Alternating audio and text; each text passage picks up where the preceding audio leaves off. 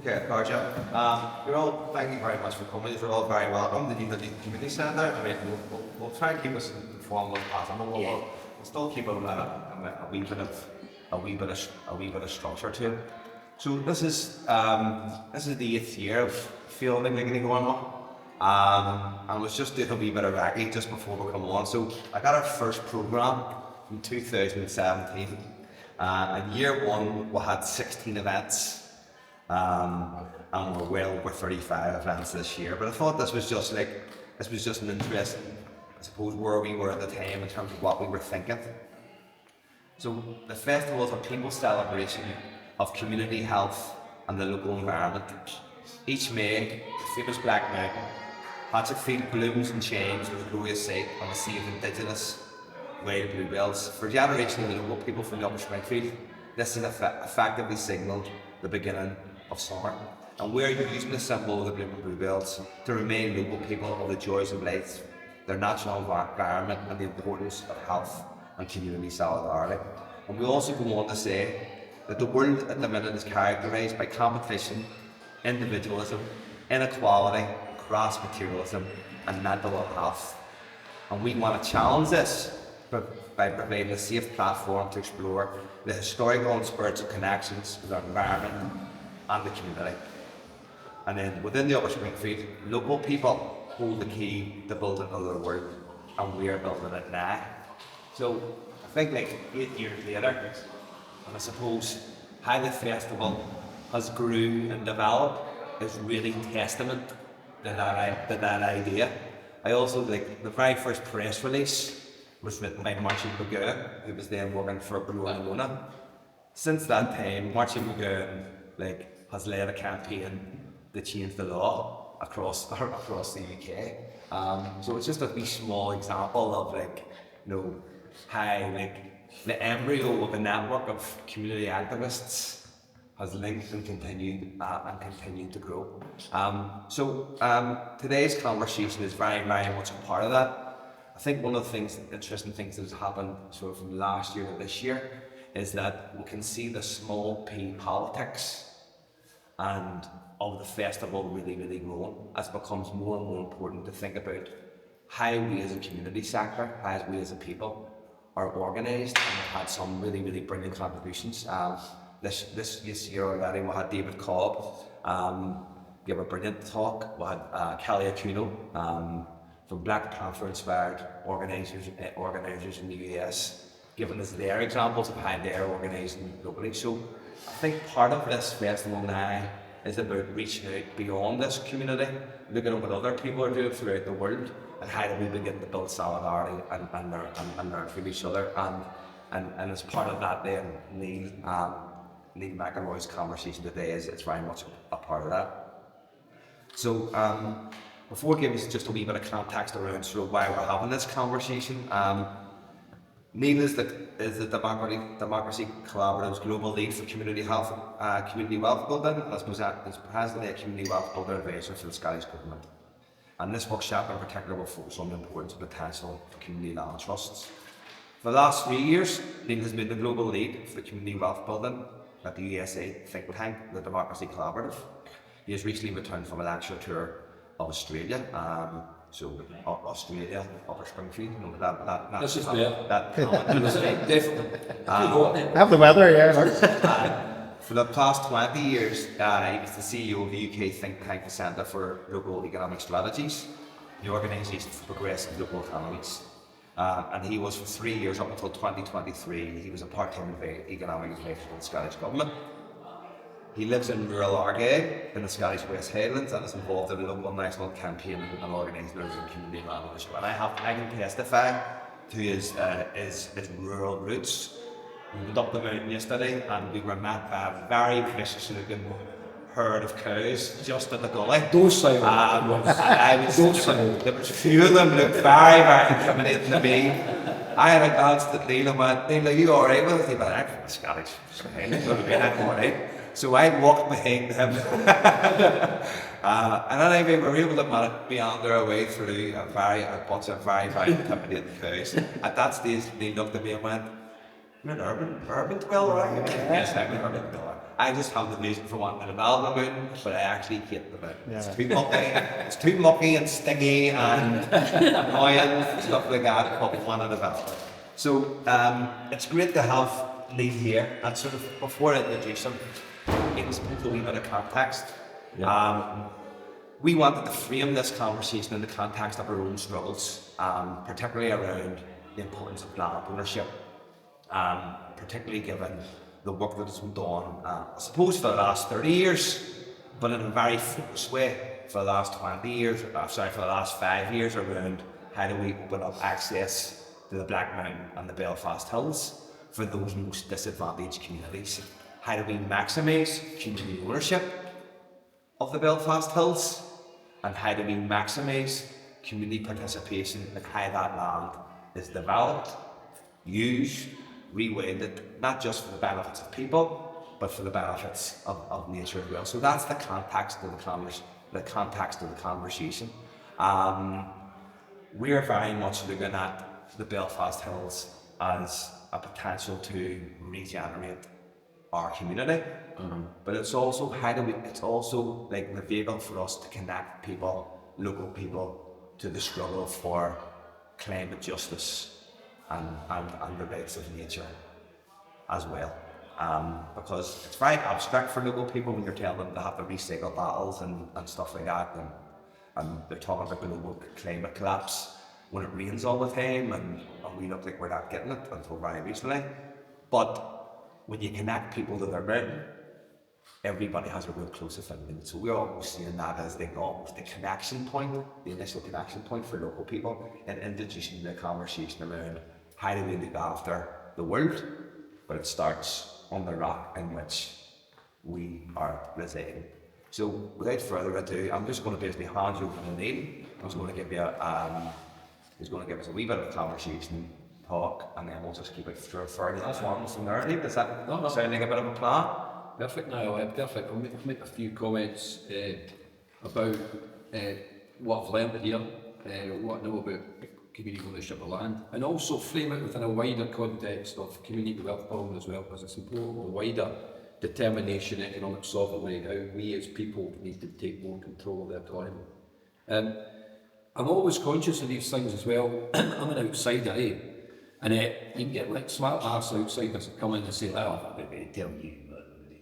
You know, I'm not going to do that. You know, I know a bit about Belfast. I've quite many times here, even since I was 11. Actually, came over from families that come over here, and I'm also conscious as well that we stand on the shoulders of many giants here, including Terry Henry himself, and many others who've been working on this. So I'm coming with humility. You know, I know some things, right? But I don't know this context well, and maybe what I'll say will just help ease the conversation going, you know. I had a wander around with Niall yesterday about in the Black Mountains, and what I see is a great, amazing resource, right? Fantastic resource, and of course land is really, really crucial. You know, of course for nature, for our own well-being and all that. But land goes right to the nature of identity. And also land is like an economic factor of production. Capital, land and labour. Land is not just, it's there. It's integral to us as people, yeah, but also economic direction and future, and also the sense of having volition and control over your own life.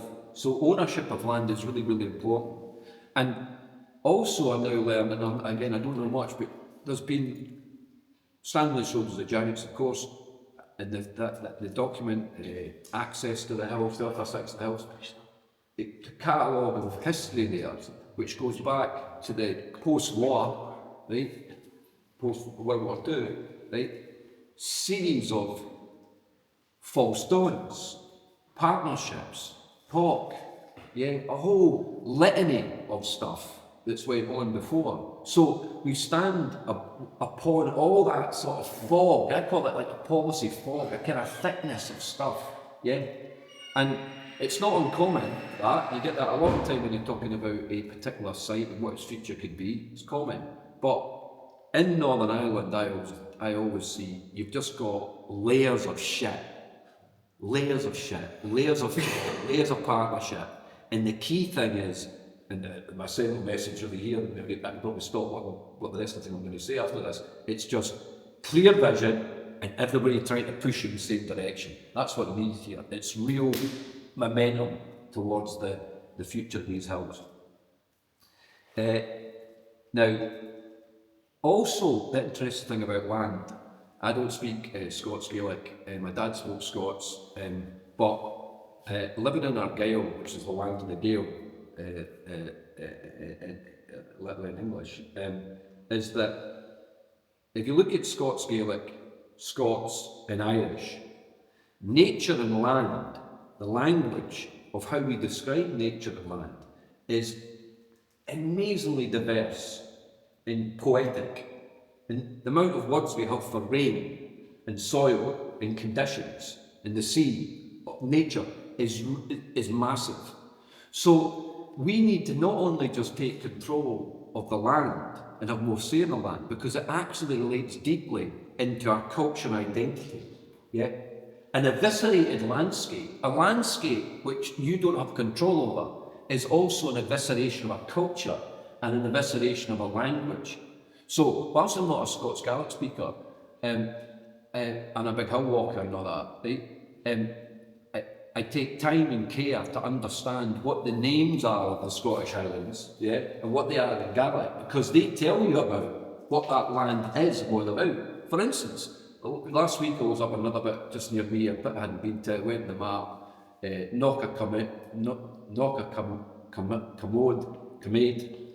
crap Scottish name. But in essence it was like, it was the comedy mountain, the comedy crag, yeah, and why, what was going on there? It triggers a whole range of thinking of what that meant to some people years and years ago before it was colonised. So this is not just about nature, though important it is. It's not just about new housing, it's not just about access, it actually goes deep into the root of what we are as people and how we celebrate our culture and identity through the land and our control over it. A wee bit about me, if you may, just before I get into stuff. I'll make a joke. There's three types of economists. One that can count and one that can't. They joke, they laugh. Took me a while to get that one. It takes me a while. Another joke. How many right-wing economists does it take to change a light bulb? It never gets changed. The free market will do it. You can tell from what Niall said about it's important to see a little bit, I'm not vainglorious, but just to get about who's this guy talking to us. Right? I'm what you call a code switcher. The Americans call it a code switcher. Right? I've kind of been an activist, a campaigner, but then I've also flit into the think tank policy world, and then also been seconded into government. So I'm a kind of code switcher. I'm now 59 and I've kind of got this position where I'm kind of one foot as a kind of activist, campaigner, radical, I suppose, yeah? But on the other hand, I'm like kind of in the mainstream. So I do that flitting about. So I can kind of, today I'm probably more on the radical side, right, I suppose, in terms of, look at what I'm wearing. Right? I can also wear the suit and do all that stuff. So I'm a kind of code switcher. And recently, I suppose, which is worth noting, the Minister for Community Wealth Building in Scotland, which we'll talk about in a minute, he invited me to chair a review of economic democracy in Scotland. So it was looking at how do we increase land ownership, community ownership, cooperatives, community economic development across Scotland. So that was playing the kind of mainstream, but then it's harking back to the activists who all believe in that sort of stuff. Okay, I'm going to talk a wee bit about community wealth building very, very briefly, because community wealth building is important, because to realise the potential of any piece of land, right, it links back to economic control. It links back to economic ownership. Now, you could get the black mountain. You could realise the ambition, but actually, I see that ambition has to be placed within a bigger vision of what you're trying to do with the economy, what you're trying to do with wider world view of this place, but also Belfast. You're not going to get, it's wrapped up in economic sovereignty. It's wrapped up into economic control. So you could easily, like dancing ahead of pin, you could easily gain some control of the land, but without thinking about the wider economic world that sits with it. Yeah, it's never going to truly realise the vision. So we need to think about a radical economics, if you like, alongside radical land reform.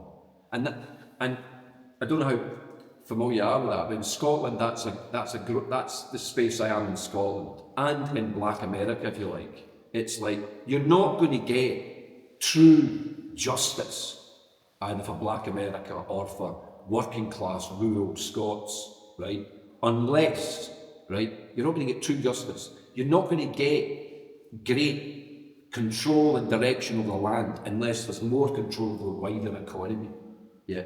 So we have to raise our ambition to think about land. We don't need to be avert about this. We don't want to maybe have to be stealthy with it, but we have to place land in the wider economic sovereignty in quest of economic control. So community wealth building is basically a means by which we think about economic democracy and more economic control over the economy. And if you think about community wealth building, it is about wealth and assets, including land assets. It's the feature of all economies, right? Who owns and controls wealth and assets, right, controls the economy.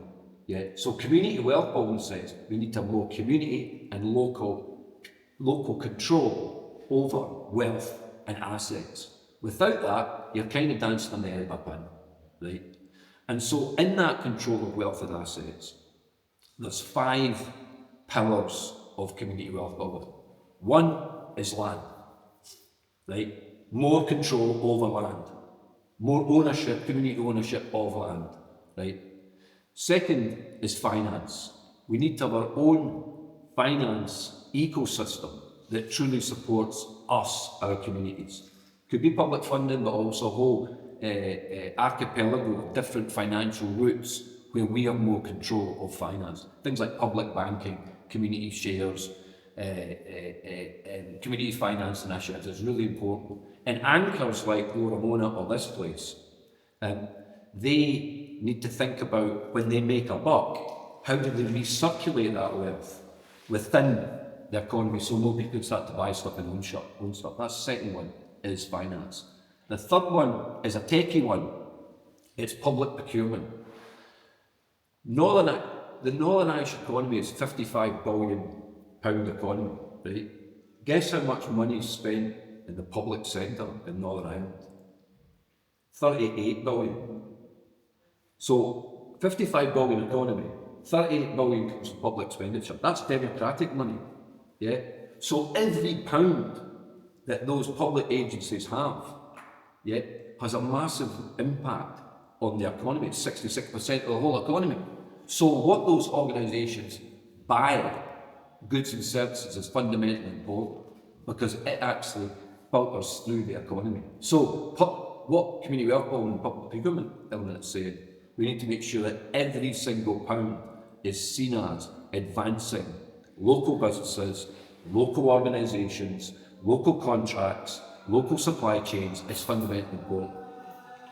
The fourth thing that community wealth, we've got land, finance, public procurement. The fourth thing that community wealth looks at is work. Decent work, fair work, unionised work, a key source of wealth, work. Yeah. And the fifth one, the preeminently important one across all those elements of community wealth building, is ownership. Economic democracy, more ownership of economic production, if you like. Yeah. Now, all those 5 things in community wealth building, we talk about rewiring our economy or replumbing our economy. think of wealth and assets as flows in an economy, right? What you're trying to do is rewire the economy so that all of those 5 things are cooking on gas. More land ownership to communities, more local community-owned finance initiatives or state-owned finance initiatives, more and more cooperatives, community ownership, local ownership of economic activity. Public procurement, that £38 billion that all those public agencies have, they have a procurement strategy which is trying to redirect more money to the local economy as much as possible. And then finally, you're trying to advance huge swathes of huge different types of ownership forms. And and I'm the global lead for community wealth building in Democracy Collaborative. And I kind of basically wander around different places proselytising about that model, yeah? And there's a number of people, places that have taken up that model, including like Atlanta, St. Louis, part of Chicago. That was what the lecture tour in Australia was doing. Preston and Lancashire, parts of England. Northern Ireland had a plan that we helped to write at Democracy Collaborative 3 years ago now, was it, Sean? On community wealth building in Northern Ireland. Yeah. Scotland now has a national programme for community wealth building. There's a Minister for Community Wealth Building. We've got legislation hopefully coming.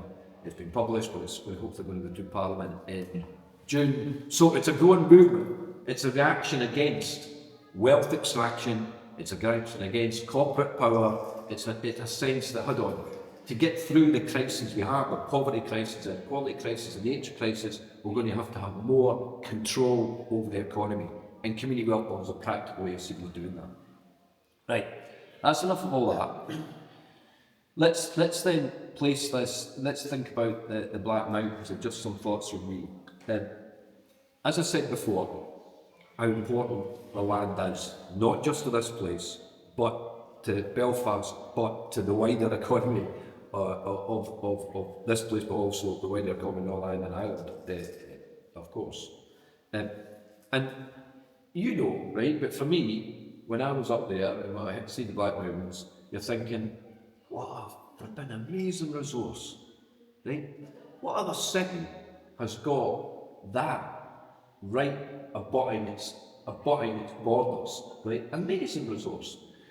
And when I was up there with Niall, you're thinking, no, it was great, you know, but stuffy, undeveloped, right? You've got farmers doing stuff there, livestock eating the natural vegetation. That would have been, I'm guessing, knowing a bit, it would have been awash with native woodland. Yeah. It would have been amazing resource. It would have been like, you know, amazing ecosystem. It's now an impoverished landscape, right, because of the farming that's been done in it. It's a denuded landscape. It's a colonised landscape in a way. It's colonised by a particular use function which has not preserved it in the way that it should. And not only that, you don't have proper access to it, right? And I would say that is, for me, it gets me upset in a way because you're thinking, a major city, it's got all that. If that was Copenhagen or flipping any other city, it would be like unbelievable thing. Yeah, it isn't. Edinburgh's got Arthur's Seat in Salisbury Crag, which is publicly owned, right? And you know, it's an amazing thing, right? That's the only comparable thing I can imagine. Yeah. What's that name? Arthur's Seat, Salisbury Crags in Edinburgh. You know, and even in America, you know, the land of the free. Some of the mountains that abut some of those cities, it's a public resources. So I can't believe we've got to this stage now with environmentalism, with an understanding of access, with an understanding of like the need for people to get nature for their well-being. You've got that, which it's great, right? But it's only 30% great. It could be flipping, you know, it's like somebody who's in the environment, living out in Scotland, it's like, you almost want to cry. It's so fucking impoverished in a way. It really is it's a crime, actually. It is a crime. It's disgusting. So, a long history, ancient history. No, there's no absence of plans. There's no absence of effort. You've had false dawns. It's wrapped around the axle of obviously security issues in the past, the military base up there, splintered land use, and of course, farmers. Farmers. In Scotland, or across I had again on my code switching, I had a meeting with the Scottish farmers, and they say they're the guardians of nature. And they use that line all the bloody time, right? We protect the hedgerows, we do all that. It's like livestock and natural environments, right? Apart from like wild cattle or whatever, they are not guardians. They eat the natural vegetation. They scare townies off from going through the fields. Yeah, they're no good, right? I've got a bit of land where I live, and about 2 acres. It goes up a hill, and then when I first moved there, the farmer next door goes, "What are you doing? What are you going to do to the? What are you going to do to that hill there?" And I goes, "I'm going to plant trees." He goes, "Trees? I can give you some sheep." And I goes, "I was brought up on a sheep farm. I fucking hate sheep." Yeah. They fucking got they're like the pigeons of the countryside. You know, they fucking teeth like that. They eat everything right to the ground. They destroy it. But anyway, I digress. But it's interesting. Yeah, go on. Like I'm on the Belfast Hills Partnership and the Ulster Farmers Union are representing them. There's me two of them, but they're a very strong voice. And anytime you mention access or development, it's like, we are the guardians of this. And the only few urban dwellers is like antisocial. You know, like it doesn't matter whether you're burning the place or you're just going for a walk. You're still an antisocial element, but they will crack and they will smash their table down and they'll stamp their feet and stuff like that. Sure. And ultimately the thing is, they just sold it. One of the agri farmers just sold it to the National Trust because he was offered big money. So I have to guardian until you give me maybe that's okay. You can be the guardian. That's important. The farmers will, if they get a good offer, they'll sell it. You know, of course. And I think over the years, reading the papers, the farmers, very few farmers, they've had an amazing stranglehold on what happens up there for generations. You know, disproportionate to the number that are there. You know, unbelievable hold on it all. So I thought I'd just mention a few wee examples that I know of that might just be interesting, just what's happening. Okay, they're in a Scottish context, but just in terms of like the kind of the patterns of things that's happened, and then I'll conclude by saying here I've got 8 or 9 key factors that see the advancement of a vision around something that I've distilled. So the first thing is Altnaskirch Dell Community Woodland here in Inverness. Now, interestingly, the owners actually asked if the locals were interested in the woodland and getting a community buy-in. This was an owner who was just a bit fed up with it and didn't want to do it. He said, "Is the community interested?" Yeah. Now, the community were like, nowhere, you know, it was like, we've not organised it, it's a good idea, we'd love it for ourselves, but we don't know what to do. So they were really cautious about their capacity, the funding and all that. So they got a lease agreement with the farmer, the other landowner, which gained experience of them managing it, right? So they just paid a kind of rent, yeah? Didn't buy it, they just paid the rent to look after it for a wee while, and just to build up experience. So I thought that was a quite interesting model there. And then they eventually acquired the woodland after a number of years. They got fundraising, they bought the woodland. But only after a little bit when they struck a deal with the landowner about a lease arrangement, which is interesting. Because there's tenant farmers up there, right? And they'll be paying bugger all. They'll be paying much, I don't think. So could the community take a tenancy of it for a short period of time? Maybe, I don't know who owns Hatchet Field. Could you go down that route and actually say, "Can we have it for 5 years and we'll be that and give a bit more than what you're paying the tenant farmer for it?" Yeah. I don't know. So there's something in that. The land home initiative is an interesting one. It's land that was owned by the Duke of Buccleuch. Scotland's what's Scotland's got now? I think it's 250 landowners in Scotland own 50% of the land, something like that. I should know that figure better. Were colonised.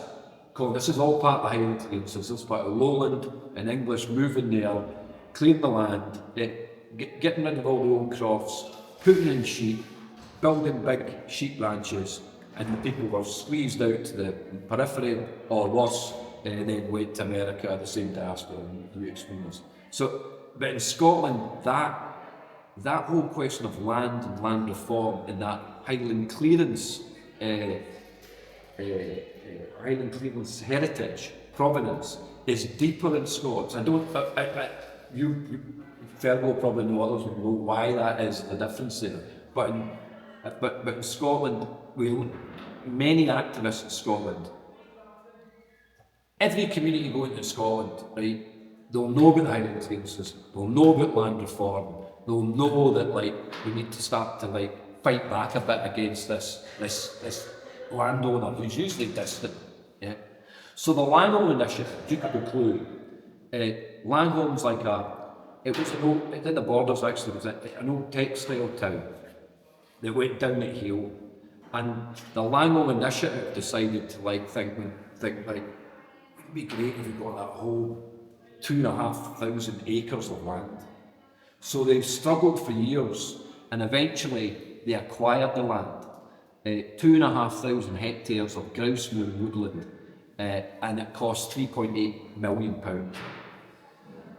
They fundraised, but they've also in Scotland, we've got policies such as the Scottish Land Fund. So it's a government policy which allows gives money to community groups to actually seed the buyout. I think the fundraising campaign, it was community shares, it was community finance. I think they got some from banks, some good minded banks. They got the Scottish Land Fund. It took a long time, but they mobilised through the vision of having this thing, and they went a massive fundraising. You know, you're talking like a serious comms marketing exercise. In fact, I actually paid some money, and I don't live anywhere near it, to actually help the buyout. So, and now grouse-moors, these are the land of the state. And what they do is they want to basically kill all the raptors, right? They go after the grouse. They burn the heather, thus burning everything else. So they get the wee green shoots that the grouse live on. So grouse-moors are really eviscerated the landscape.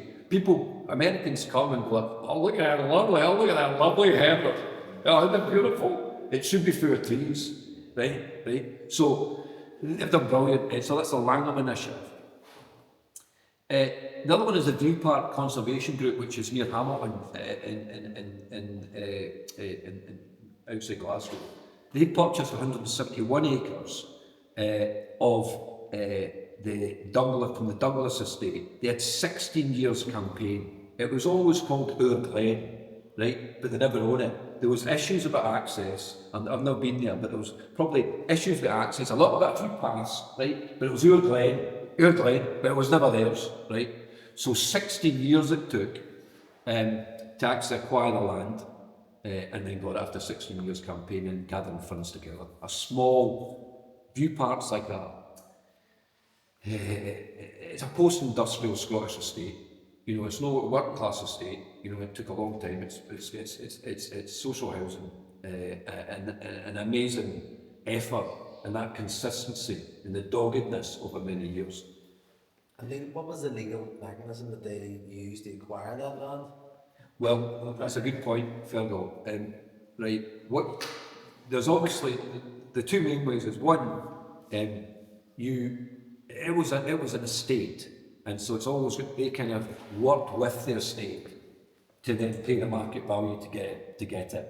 So they actually it wasn't up for sale. They just had a negotiation with the estate, and eventually the estate said, "Oh, you've got the money now we'll sell it to you," right? But it was a market price, as I'm led to believe. That's one way. The other way is when things come up for sale in Scotland, again this all comes to policy, it all goes back to the wider community wealth building frame. Scotland's got a community right to buy. So any piece of land that comes up for sale, a community can put in any bit of land, a community can say we want to buy it, and if they get certain criteria, then there's a moratorium on the sale, and then they say 6 months, which they gives them time to get enough resources to actually purchase it. So it's, you know, that policy obviously, but that does help.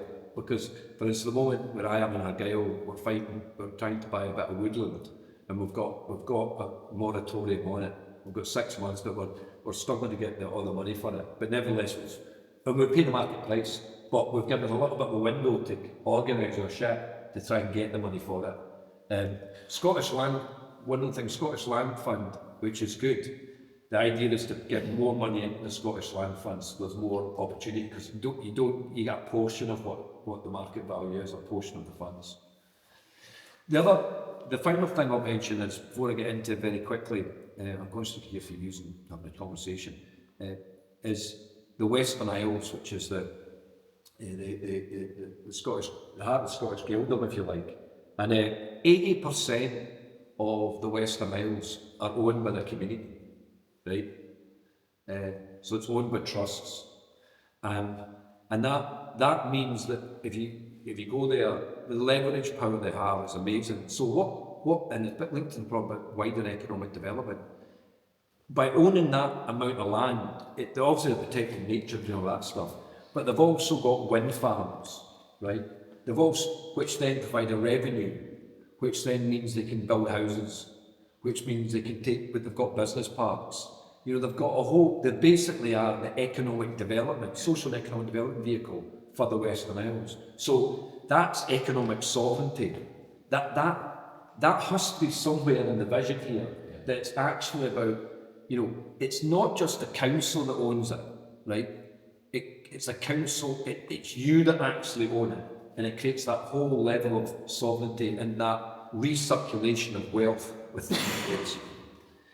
So the options I think that are here, and again I don't know much, right?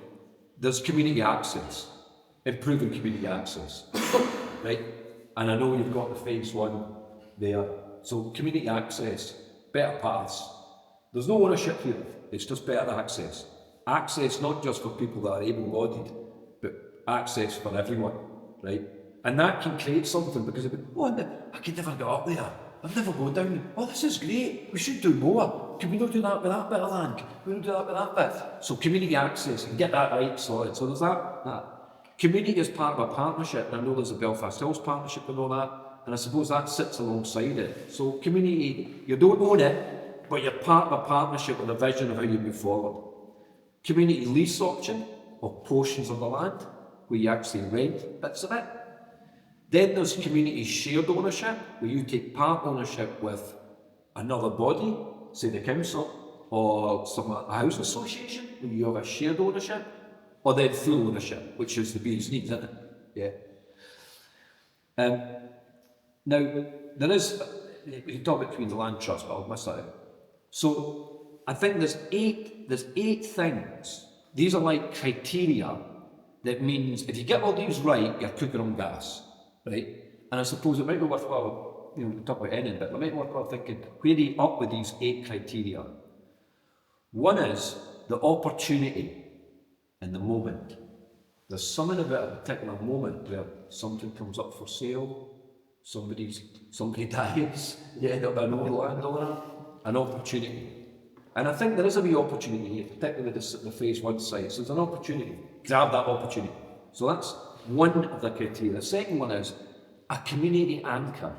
By that I mean an organisation who has the reputation, who has the heft, who can mobilise people's conversations around. Because you know, unless you've got an anchor, a single point who can say, they're working on that. They're working on that. Yeah. You need a community anchor. And it could be a new community anchor that's an amalgamation of lots, it could be one, but it has to be an anchor that people respect, that can really tie things down. It can't just be one week campaign group. I'm talking about a serious big anchor here, that people that have got something attached here. The second thing is supportive big anchors and partners, the council, housing association, a housing executive, I don't know, a big partner, or somebody inside that big organisation who's truly banking for it, right? Truly banking for it, right? That's important for this. So you've got the opportunity, you've got a community anchor and a bigger anchor, some a bit more weight, a bit more heft. Supportive politicians, yeah, who are going to stick their neck out on this, right? And I don't know, but often what you get is, well, a Scottish example, you'll get a politician, one recently, and you're thinking, right, great, you're talking to politicians, telling you all the good, right, we're there up for this woodland buy, and you think, mate, no, great idea that, you know, why, brilliant, got the community group, I'll speak to council about that woodland and see what's going to happen, right? And then they come back and say, yeah, we've got a land use plan at the council, and we've got this nature conservancy partnership for this area, and it's like, oh, I'm not interested in all that governance, right? How is that supportive of us? Yeah, we'll have to work through them. No. We want to do it here, right? They need to listen to us. They need to be our beck and call, not us fitting into them, because that'll take 100 years, right? So it's a politician who had to stick his neck out on behalf of the vision that the community has. So that's the fourth thing. The fifth thing is policy. And I don't know enough about Northern policy, but what is the policy landscape that allows community buyouts, community right to access? Is the policy there? And if it's not there, well, you need to make sure it is there and get changes to that policy. Yeah. I don't know, what is the rights to access to those hills in policy and legislative terms? And how is it adequate or not adequate? And that needs to be talked, that needs to be worked through. The sixth is finance, of course. The seventh is capacity. Capacity is, you know, have you got, it seems to me there has to be somewhere around here a person or two people that's all they do. It's this vision. It's all they do.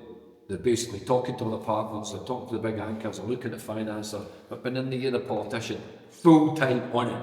Need to have that capacity, or you get portions of people's jobs that is that the capacity. It needs to have a governance around it.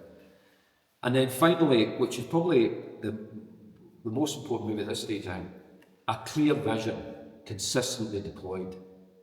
Clarity about what you actually want. And I think, speaking to now, there's a clear vision there in terms of phase one and then where it comes. But getting that down, that paper I read, the Access to the Hills, Gotcha, John Gray. the John Gray paper, that for me, you know, a shorter version of that, right, that clearly states what your vision is, short, medium and long, all the benefits that will accrue, the direction of travel you're going and what you're going to do, how you see the next steps playing out. That, I think, is key, because that's a rallying point. Well, shut up then. So that's what I think is like all those things, all the ingredients, the opportunity at the moment, a community anchor, getting the big anchors on board, supportive politicians who are going to stick their neck out through the policy and legislative context that you understand and play within, but maybe change. The finance work towards it, capacity and a clear vision consistently deployed. Is that it? You've got some of them already. No, I know. I was thinking about it. No, I think if you did an audit of it, and you did, No, I agree with you. if you looked at all those 8 across the bar chart, and you looked at them all, you think, oh, we're good on that, we're good on that, so that it kind of gives you a wee idea of where you need to put emphasis. Yeah, no, yeah. No, I totally agree with you. I was going to. Come on, for a round of applause for that. Yeah. We're half an hour, so Yeah. we're kind of, I don't want to go I want this to go multiple. So thank you very much for that. I was Yeah, very informative. I suppose, like, from our perspective, now is the time. Yeah. We have been offered a small plot of land by the old developer who bought it. We can't go on use. So that's sitting in the ether still. The guy who's built those houses, I said, there's like a club of that, off the stick of that, which he's basically saying, take it, I can't do anything about it. So that's sitting there for somebody to take. We'll have obviously the phase one land is essentially owned by the state, either through the council or housing executive. And we're also now dealing with a more amenable set of private owners. And there's a number of legislative like potential within that. For example, there's if two points of public paths meet, there is like what called permissive path legislation, which we can go, well, point A has traditionally been used to access point B. Nice. That's ours. Nice. Right. Now, we don't want to go down that route, but what you want to potentially do down the route is having some sort of conversation with the landowners, as you say. So now is the time. We have access to resources. We have cross-party political support for improving access to the hills across the city. We have our own local political representatives through Sinn Féin locked in this process. And from a community perspective, we have never had greater capacity, you know, in terms of the the embryo organisations that are working together through Upper Springfield Development Trust, Black Mount Shared Spaces, Glór na Móna, you know, Belfast Hills Partnership, National Trust. There is the embryo partnership there. What there is holding us back is just a bit of fear. The fear is, how do we maintain the capacity to do this without, and we're trading on a pathway that we don't really know. You know, so managing land isn't something the Upper Springfield Development Trust or Glór na Móna particularly know how to do. What we know how to do is provide community services and community education and stuff. Managing land is something that we need to do. The other key dynamic for us is the Belfast City Council are okay at building things. They're absolutely terrible at managing things. They're good at emptying the bins. They're good at opening the gates. They're absolutely terrible at getting the public into those places. I mean, for example, in the city cemetery, interpretive centre is like a shit show example of that. Like the Falls Park, with the greatest respect, local people who work in it, is a shit show example of how they actually maximise the park. We had to organise a festival last week on the GAA pitch in which the council didn't actually have any GAA nets, and we had to go and ship 7 GAA nets onto the GAA pitch, and now had to ship the GAA nets back to the road pit. Now, do you know what I mean? This was just an example of just not knowing how to do things 30, 40, 50 years down the line. Sure. What we have a capacity to do within the community is to get people on board and to get people up there. And this is the other point. The pathways and the access is only the start. As Neil said, this is impoverished land. This is land that hasn't been maximised. So nobody is doing the scope and study of the land and going, what potential is here to grow trees, to create bog, to create flowers, to plant potatoes and feed the local community. Do you know what I mean? So nobody has actually done that. So for me, now is the time. Yeah. And there's nobody going there first. Can I ask, see the legislative framework, which I think is key. How will you be, well, look, if you think of Scotland, the Duke of this, the Duke of that, they own billions and billions of acres, don't they? I mean, these tracts of land all over Scotland. So how successful would you, I know you may be part of the policy, but has it been? Because one of the, what you're saying here, it's just more than that amount, there's the economic factors that we need some legislation, don't we? So does your legislation, it seems to have helped a wee bit, or a big bit, or? I would say the legislation, I wouldn't want to overtalk the legislation. I think it's an enabling factor, right? But in some way, you've got it kind of easy in a way because it's quite simple. You've got council one bit, and you've got private owners one bit. Yeah. And at the end of the day, it doesn't matter the legislation. At the end of the day, somebody's going to. You talk about shifting in ownership. Yeah. So in a way, you've got it simple because it's a big, huge issue. You've got this moment, and it's like, well, who are we working with? It's the council or it's the private landowners. So it does help a bit in terms of the Scottish Land Fund. It does help a bit in terms of mobilising communities because they actually have this wherewithal that the land's important. There's not something that's just up there that we'll go to sometime, but no, we don't go there. I think that's in the Scottish psyche. So the legislation helps in that sense. But I wouldn't put too much emphasis on it because I'm conscious sometimes in the Northern Ireland when I come here, it's like it's a get out clause. Oh yeah, we don't have that. There's been a trouble. This place is shit. We just got shit policy. The government shit. Yeah. Right. That's just a fucking get out clause. Like, you know, in a way. We talk about that. Yeah. There's things you can do and mobilise, and the fact that absence, the neglect of this place in policy terms, right? In some way, right? You don't. It's like basically you've got policy for the rash, right? The neglect of that is an excellent opportunity. You don't have a fog of other stuff that you've got to work through. It's basically simple. Colonise landscape, use law. I was just going to come in on the point at the moment. It made there, I think one of the first things that probably do is just obviously because it's doing points of we have a different legislative landscape here. So I have to explain out exactly what it is, what it is, and how it's facilitating or obstructing. Because one of the things, obviously, what we did, we organised a visit up to Carn in Maharab about a year and a half ago of the Black Mountain Access Group and the council and others came along. And they have a woodland there that they purchased themselves, and it was being sold, and they were able to get funding off the rural development agency who would help them purchase the land. So they managed it. And of course, they're all coming from farming backgrounds and from rural backgrounds. So immediately, when our ones were here, we were immediately finding all the reasons why we couldn't do it. No chap off and dead sheep on the radio, who would I ring, and all this stuff. But basically, what they had done was, as they managed it themselves, and they've got funding of the council up there, they get funding of the heritage damage, so they're funding the community to get them manage it.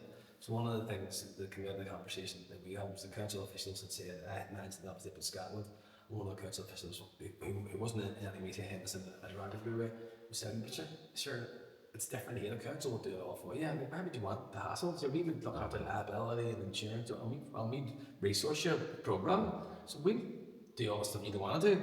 Then we give you the funding to do it, and that's the conversation we have with all due respect. You wouldn't be the best at doing it, do you know what I mean? So we kind of want to have our access to it. So we would like your money, we'd like you to pay for it. And they give us the money for the programme, but we would own it. So how did that happen? So this is where we stumbled on this idea. Could you give a good example there of that interim? Oh, that's what I was thinking of. That was it. Where you go, we'll take it for a year, and we'll teach you how to look after your land, and we'll pay you though. That's what it means. Well, we had 2 or 3 options, but for me, if we created a legal structure of some description of thing and how you do that, that's why I was interested in the community land trust, and we have in terms of the big anchor, the big community anchor, we've got community development trust, that would be a big anchor. Without them as worrying about the liability of them as being the group that has to fall if all goes to the wall, but do you have a big anchor? We'll have all the stuff now, we'll have the politicians over, the councils there, the National Trust will all in, would all be part of this, in my opinion, but it has to be democratically by the community. That's the key for us to be able to develop it over a period of time. The key thing, I didn't talk much about community land trust, but you could also, you need to, if the ambition, which should be, to own, then you need to find a economic democratic model which fits your, which is the best, and community land trust is the best economic democratic model you can get. But how you get to just setting up a land trust without, or a development trust, without having some of those 8, not at the moment, but some of those other things together, I'm not sure, because you can just think it's just another thing in a super different organisation. You will need a vehicle to take ownership, right? But you're maybe not there yet, and you'll need to do work to get a whole a range of different organisations together and people together to then say, right, we're on the cusp of maybe something here, we now set up a land trust to take ownership of the land. But that's why, just to finish that point, what I was thinking was, rather than just opening that conversation with a blank page, we would do with a success on those 8, you know what I mean? Those 8 things. You could do that as part of your official care was good and bad, but then go and also get our legal advice. So sure. I was taxing a few different people this morning. Acquaintance apparently, who's a professor who's a foremost expert in land legislation in the north. We go through or an email. So the point of it is to come back with something and say, but then we came here for it, we would say, here's the details, here's the can and the soil, we'll know what some of the name for, instead of saying, well, we might go and get some advice about legislation. Here it all is, we've got it all here, so what it looks like. This is a model, if we want to do something, this was the shape of the game around. Yeah. Yeah, I just suppose really the Dublin now and Fergal where that's been learning. Thank you very much for the talk there. Suppose I was thinking about the yarn we were having with David Claw the other day. It sounds like it's all part of the same basic almost, we're talking about preparing for kind of post-capitalist society to try and ensure as much community ownership over that as possible. And no land is one state, because then some token, and we were talking about the economic sovereignty and everything that flows from that. And now kind of hit the nail on the head in terms of a lot of the innovation around that is within ourselves almost, like a sense of fear, a sense of, the other things that it's easier for some people to imagine the end of the world than it is the end of capitalism.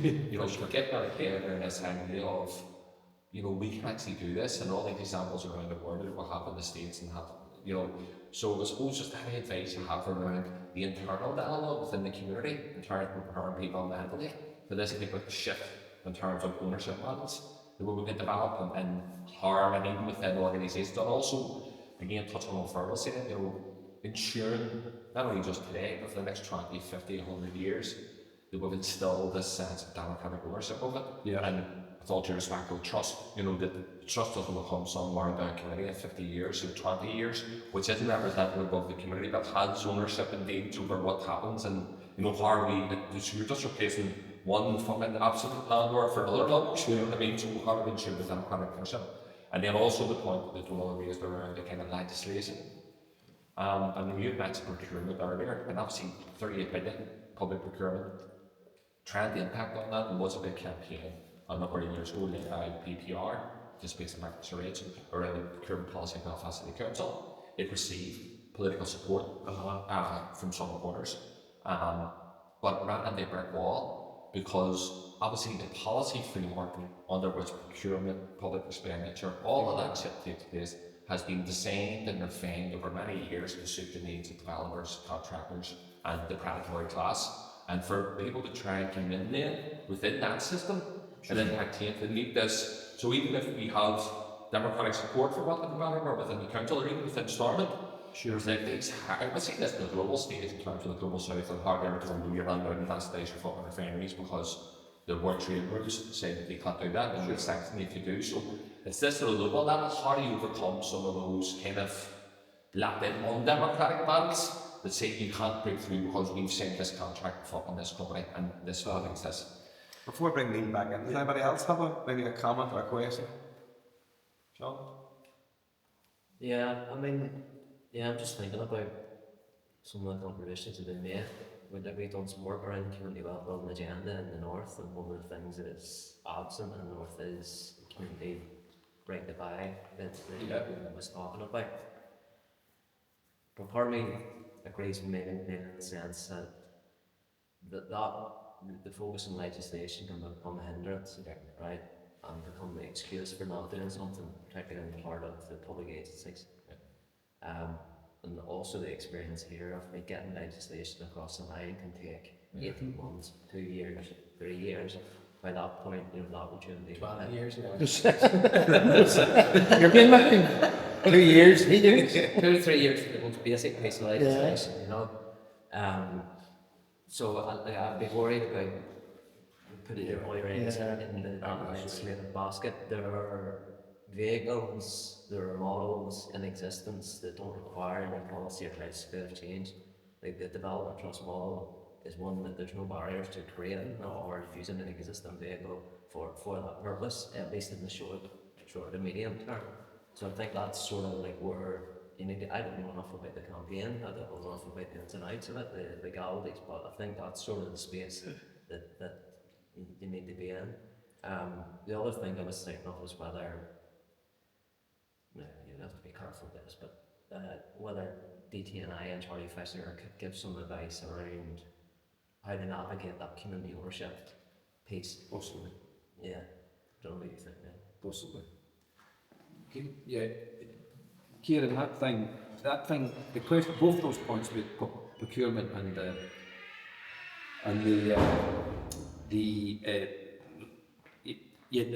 was the other point? The first point, which I forgot, the legislation sort of point and the procurement thing. It's about political tactics, I think.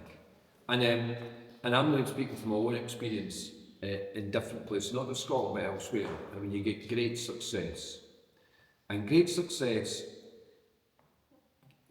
there's many trigger points or things that keep the escalator moving. And clearly anti-colonial, left, socialist, economic democracy thing, yeah, it is in some cases really important to be the trigger, but also to create that escalate and that moving thing. But the but is that things like land, in my experience, there's something deeply intrinsically beguiling about land and access to land, and nature and all that. I think it's in the human spirit, really. It goes beyond the vagaries of political ideologies, you know, that connection with nature. You know, my sister's a biologist, and she says that she does all this stuff about psychosocial things, about woodlands and all that. And there's actually things when you walk through a woodland, there's actually things that you breathe in that actually make you feel good. It's actually a physical thing, not just a mental thing. Well-being, it's a physical thing you breathe in. Anyway, the point is that in my experience across many different localities is that there's a common sense, common denominator of how land touches people's sensibilities. So I think dialing down sometimes, particularly in an environment where particular communities are labelled as those left Republicans or whatever, right? To dial down on them, or not because you're trying to weaken and dilute it, because at a certain tactical moment it's not good to deploy that. So if I was here, what I would want to do as a first step, and I've done this sort of thing before, I'd be like, right, okay, let's get them fucking gates open, right? On a weekend, let's advertise it, let's get everybody go in there, let's have a big flipping map of the area, and let the community come in, have a fucking party in there, right? Like, have the people in, ideas of what you could do, somebody would say this is what you could do, and get everybody fucking mobilised. Some people that are maybe, I've never even heard of fucking marks, right? You know, dial down on that. So it's a mobilisation around access, well-being, all that sort of stuff. It's what you major on. And of course, ultimately, the goal, of course, here is to get community ownership. The goal here is to address colonisation. The goal is to give people more control over their lives in a broader sense, in economic sense. But that's dialed down, because then you're going to get more people involved. So I don't know. It horses for courses in different places. And on the public procurement thing, I think there's something similar about that. It's like there's a common sense thing around all that. It's like, just why wouldn't you make sure that you purchase goods and services that support your local economy, recirculates the wealth? There's a common sense element to that, you know. And so I don't know. There's something about, you've done so much, and you touched on your contribution there earlier. There's something about what is the next step to create to mobilise and to get this coherent vision, and with as many people as possible, and the unusual suspects. I mean, strategically, where we are at the minute is the council have agreed to the investment to build phase one, right? The next part of the conversation is, And I'll just talk people through phase one exactly. so basically phase one is almost like a 1.2k loop of pathways, stretching from the mountain to Spring Mountain and Highfield, straddling around the backs of New Barnsley, Moyard, Springfield Park, and then back around again. And within that there's it's more or less all owned by Belfast City Council, apart from one section which is owned by the housing sector, and that has been so that even hasn't, this is the point, that hasn't even actually been completely resolved. Because obviously there have been cases where the housing sector was giving land to people, and then they were building houses and making money. So then the housing sector can no longer give away land the way they had previously given away land. So that's sitting there. But the planning is within for basically pathways and stuff like that. The next stage, and this is the next phase. If council maintains that, if it's purely 100% a council-owned facility, then when it comes to the next part of that conversation is how do we use this now for the benefit of people? For example, one of the issues we want to redirect water from the river and hold some water in that area as a trying to create new biodiversity, bogland, stuff like that. that obviously becomes very difficult because of the risk-averse nature of council and house and executive and stuff like that. And it could even go more ambitious than that. It could be that you create a new dam, a new land water, maybe so hydros. I mean, so it really, and this is the point for me, with community ownership of it, then the world is our oyster in relation to what you can do. If it's council ownership, then do you know what I mean? Sure. And then obviously for us, then you outline the issue of like the heritage and the connection with the language and stuff. We already know this. If it's owned by council, then the signage and the interpretive nature of that will be completely diluted. It'll be another political, that's one element. That'll be a whole pit. When we went in Carn, one of the senior officials, what company we going to say was the Carn, they have all the bilingual sayings and they have all the folklore and the lore place name, like so the brilliant sayings on the place. We've obviously gone them, and she says to me, she heard us talking about it. It's a company where they say, listen, no matter what you do, right, make sure the community does the signage. Because see if the council does the signage, fuck me, it's going to be like TransLink, it's going to be like a 37 it'll be a 3-year DEP's going to go to the show. Don't let us do it. You do that. And I had said that a con with the early having then one word and us maybe helping them with their Irish language element to it. So that was the example of the community doing the same with the council doing the pathways, but it just opened up that conversation that because obviously the next phase is going to be the bit for us, there's going to be a very immediate who manages and controls this phase 1 development, right? And there's a number of potential models. It could be completely run by the council. They open the gates, they do it, and we work with them as a partner. Yeah. I would be very concerned with that approach. There is the give it to us, either Upper Springfield Development Trust, Blue Orton, a Blackburn shared space, or perhaps some sort of like amalgamation of all those, and we run it with a steering group and communities democratically steering group of some sort. Getting that management right, but the council needs to follow resources.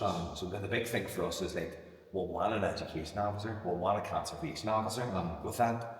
But once that is then done, once that satellite is built, then almost immediately we'll kick in the phase 2, which is how do we connect to the national trust. You see, that's compelling, but like for me, if I put myself in a politician's shoes, albeit not a Belfast City Council one, but we put in that, it's like, right, what are this mob opera, right? What's the vision? Yeah. And I think the clarity of the vision. So as a politician who's going to be nervous, right? You're like, okay, what are we getting into here, right? Here's the vision. I get it. I've got big dreams, big ideas like that. Okay, this phase 1 thing, right? I see where that fits. I see what that's about, right? They might or might not get that, but I can see where it fits. There's a transparency there what you're trying to achieve. As a politician, I would get worried about the stuff. It's like, well, what actually they want with this? What's the flipping angle? You know what I mean? And I think I don't know if it works here, but so it's 2 things. We don't work here to be completely transparent, the big vision, community ownership, going for this big time, give it a all, right? Big community partnership, going for it. But then you say, we see this phase 1 as an important step in our ambition. Might not happen, but it's there as a vision. Would they balk at that? Would politicians in the powers that be say, hold on, you know what, I'm not liking, they've got these big dreams and that's scaring the pants off me. But that's why the phase 1 in my eyes, it's a chance of never seen it. The point at the start was it's happening. Like that's going ahead. That's happening now. That's what happened in the short term. But if we don't get this right now, then the phase 2 is going to be like getting your past. If we don't get it right now, then that's you kind of without even getting bogged down. The business was great for the way thing, but in other words, it's almost like the Donald's thing about the interim. They're like, we're going to have okay, let's try it with this and see. Well, we can pick the balls, but maybe able to do it. I mean, I think we will, but the point of it is if you're afraid, do you know what I mean? You can say, well, I can have a trial here. Let's be bit here in these pathways. There's very big good local example. So Springfield Dam was an old dam that was derelict. We couldn't get access to it. Council developed it, put a pathway around it, made it really nice. They open the gates every morning and they empty the bins. It's a nice wee walkway, another wee additional walkway. That is the limit of what it's doing. And here, it's doing well. It's much nicer than it was. Far better than it was. Very little management and stuff like that. But again, I look at that and go, where's where's the community participation in this? Where, you know, like where's like, you know, where's the connection with nature? Where's the connection with recreation and stuff on it? And how do you get access to it? I don't know. So the point for me is there's a bit of fear around that. And so for example, So I have to go. Okay. I can't work with in about an hour, but anyway. I'm working. So the political perspective is what they want to do is phase one, success, cut the ribbon, council. That's that. If I'm a local politician who's on 3-year term or 6-year term or 9-year term, I'm going to say I have my name that I'm the guy who built that. I'm the guy who built that little pathway, and I don't care about whether the rest of it necessarily happens. And the other stuff, it's all quite basic. And the Orient is world. What's the possibility of getting other leave-loos, like a deal with the guy that owns the hatchet field?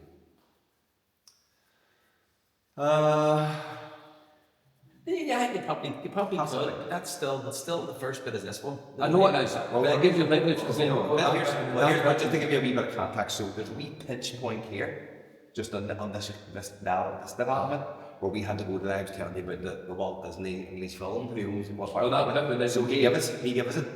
Oh, he did. So the based on potential quid pro quo, he's maybe looking to do a battle factory on down.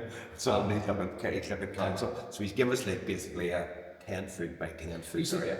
So the outside. So the other example then is just with that pathway that I showed you, which is owned by Rogers, and there's a wee bit of confusion around, is it Martin Rogers or Brendan Rogers the son, or Brendan Rogers the father and stuff, who owns it.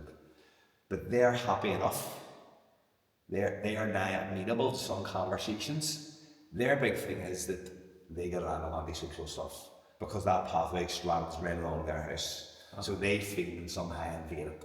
So if we can manage to almost like steer people away from their house, their home where they live, they may be happy enough. My problem with that approach is that Martin Rogers is very amenable.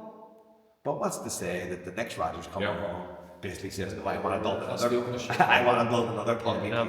So for us, John, right, that's John Mindy. I know. But yeah, this is just very quiet.